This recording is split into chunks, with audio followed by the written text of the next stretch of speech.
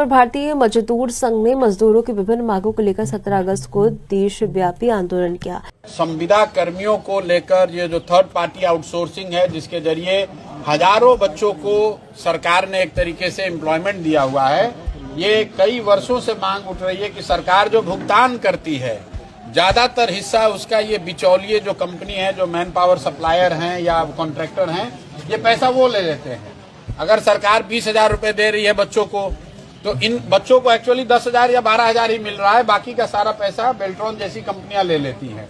अब इनका मालिकाना हक किसके पास है, इसको लेकर कई तरह के विवाद हैं। अब कोई मेरे पास पक्का सबूत नहीं कि मैं बता दूं, लेकिन ऐसा माना जाता है कि ज्यादातर ये जो बिचौलिए के तौर पे कंपनियां हैं, ये सत्ता में जुड़े हुए अफसरों और नेताओं से जुड़े हुए लोगों का है, और इसीलिए इन पर कोई कार्रवाई नहीं हो रही है।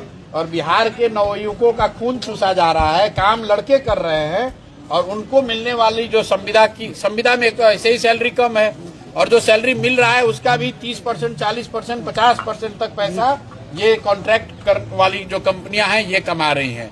तो ये आपके जरिए बिहार के लोगों को ये पूछने की जरूरत है कि आखिर ये कंपनियों के मालिक कौन लोग हैं और किस कॉम्पिटिटिव बिडिंग के जरिए इनको ये काम दिया गया है, क्यों ये इतना पैसा बिहार के बच्चों के मेहनत का कमा रहे हैं। ये बात पूछने की है, समाज को समझने की है। लखनऊ समेत देश भर के जिला मुख्यालयों पर संघ की ओर से धरना प्रदर्शन किया गया। प्रमुख मांगों की में न्यूनतम वेतन 30,000 रुपए करने, ईपीएस पेंशन बढ़ाने, ईएसआईसी और ईपीएफ की वेतन सीमा बढ़ाने, पुरानी पेंशन बहाल करने और समान कार्य के लिए समान वेतन लागू करने की मांग शामिल है।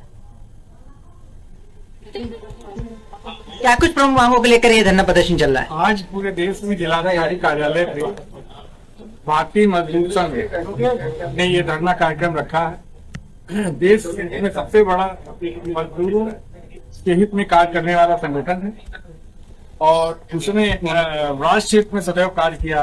राष्ट्र की भावना से वह देख रहा है कि संवाद की कमी हो गई है, और जितने भी हमारे संगठन हैं उनकी समस्याओं का संवाद के माध्यम से समाधान चाहता है। तथा जो 4 लेबर कोड है उसमें भी संशोधन की मांग की गई है, सोशल सिक्योरिटी की मांग की गई है, वैन कर्मियों के 5 डे की बात की गई है, समान कार्य समान वेतन की बात की गई है। इसी तरीके से भारतीय मजदूर संघ के संगठन क्षेत्र के विभिन्न मांगों के संदर्भ में आज विभिन्न विभागों के केंद्र तथा राज्य सरकार दोनों तथा असंगठित क्षेत्र के भी कार्यकर्ताओं का पूरे उत्तर प्रदेश के साथ साथ पूरे देश में प्रदर्शन है। जो श्रमिक भाई अभी तक सब्सक्राइब नहीं किए हैं उनसे रिक्वेस्ट है कि आप सब्सक्राइब करें, बेल आइकन दबाएं, जो कि सही टाइम पे आपको सही न्यूज़ जो है मिलता रहेगा। हम आउटसोर्सिंग परिचालकों के साथ जीना आराम है, डिप्रेशन में कभी कभी ऐसा होता है कि फांसी लगा ले।